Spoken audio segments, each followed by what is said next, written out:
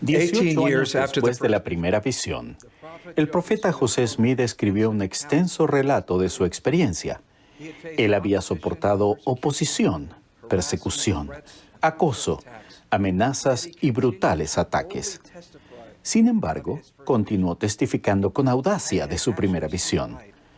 Yo efectivamente había visto una luz, y en medio de la luz vi a dos personajes, los cuales en realidad me hablaron. Y aunque se me odiaba y perseguía por decir que había visto una visión, no obstante, era cierto. Yo lo sabía, y sabía que Dios lo sabía, y no podía negarlo. En los momentos difíciles, la memoria de José se remontaba a cerca de 2 décadas hasta la certeza del amor que Dios tenía por él y los acontecimientos que dieron paso a la restauración por tanto tiempo predicha.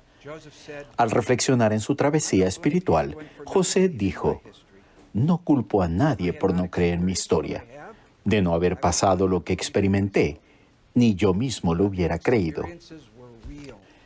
Pero las experiencias fueron reales, y él nunca las olvidó ni las negó, confirmando calladamente su testimonio mientras se trasladaba a Carthage. «Voy como cordero al matadero», dijo, «pero me siento tan sereno como una mañana veraniega. Mi conciencia se halla libre de ofensas contra Dios y contra todos los hombres». Hay una lección para nosotros en el ejemplo del profeta José. Junto con la apacible guía que recibimos del Espíritu Santo de vez en cuando, Dios nos confirma a cada uno, de manera poderosa y muy personal, que nos conoce y nos ama, y que nos está bendiciendo específica y abiertamente. Luego, en nuestros momentos de dificultad, el Salvador reaviva esas experiencias en nuestra mente. Piensen en su propia vida. A lo largo de los años, he escuchado miles de experiencias profundamente espirituales de santos de los últimos días de todo el mundo que me confirman, más allá de toda duda, que Dios nos conoce y nos ama a cada uno, y que Él desea revelarse a sí mismo a nosotros.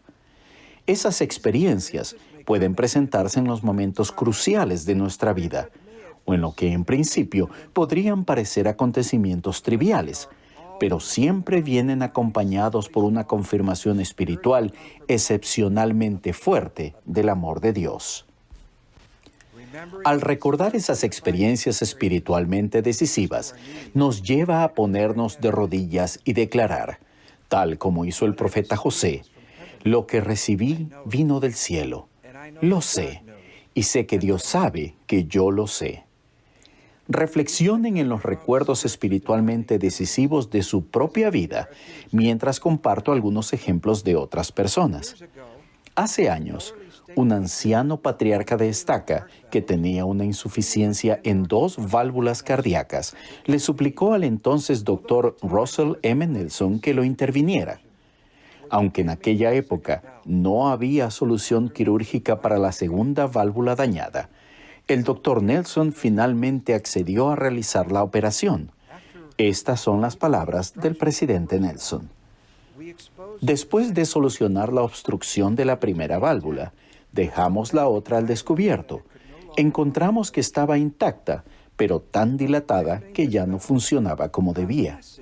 Mientras la examinaba, recibí una clara impresión. Reduce la circunferencia del anillo. Y le dije al asistente: «El tejido de la válvula funcionará bien si logramos reducir el anillo lo más posible a su tamaño normal». Pero, ¿cómo? Una vívida imagen acudió a mi mente, indicándome dónde colocar suturas, con un pliegue aquí y un ajuste allí. Aunque recuerdo esa imagen en mi mente con líneas punteadas en el lugar donde debían ir las suturas. Llevamos a cabo la labor tal como se me había dibujado mentalmente. Probamos la válvula y vimos que la pérdida se había reducido considerablemente. El asistente comentó: «Es un milagro». El patriarca vivió muchos años. El doctor Nelson había sido guiado y sabía que Dios sabía que él sabía que había sido guiado. Katy y yo conocimos a Beatriz Magré en Francia hace 30 años. Recientemente, Beatriz me habló de una experiencia que tuvo un impacto en su vida espiritual poco después de su bautismo, cuando era adolescente. Estas son sus palabras. Los jóvenes de nuestra rama habíamos viajado con nuestros líderes a la playa de Lacanau, a 1 hora y media de Burdeos. Antes de regresar a casa, uno de los líderes decidió ir a nadar por última vez y se zambulló en las olas con los lentes puestos. Cuando salió del agua, los lentes habían desaparecido, se perdieron en el mar. Al perder los lentes, no podría conducir su auto y nosotros quedaríamos varados lejos de casa. Una hermana llena de fe sugirió que orásemos. Yo murmuré que orar no serviría absolutamente de nada y me uní de mala gana al grupo para orar públicamente con el agua turbia, llegándonos hasta la cintura. Cuando la oración acabó, estiré los brazos para salpicar a todos.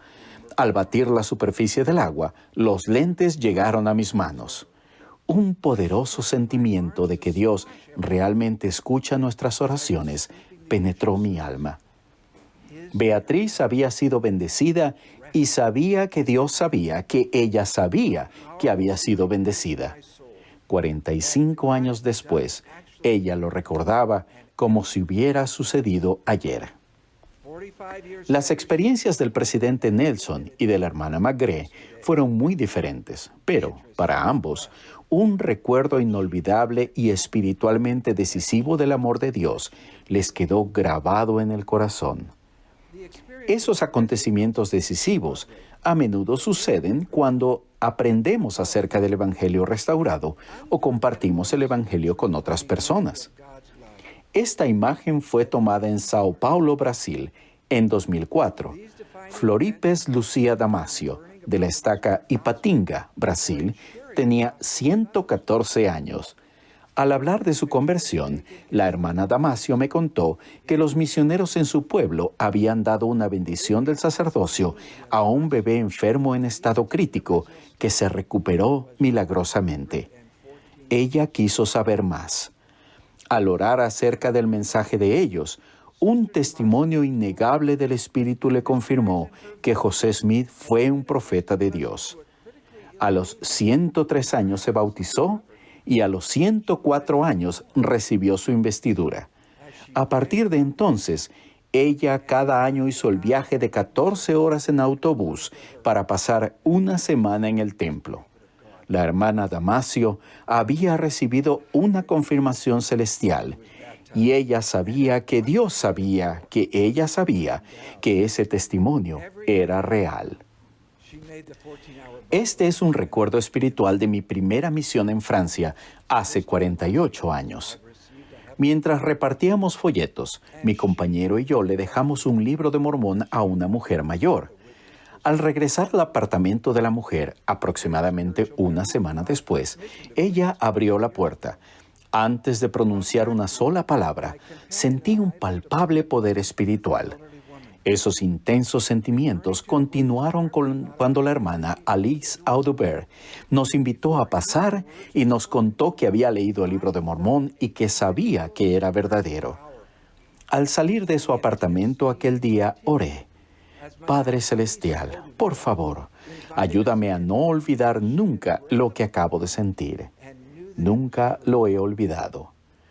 En un momento aparentemente común, ante una puerta muy parecida a otros cientos de puertas, yo había sentido el poder del cielo y sabía que Dios sabía que yo sabía que una ventana del cielo se había abierto.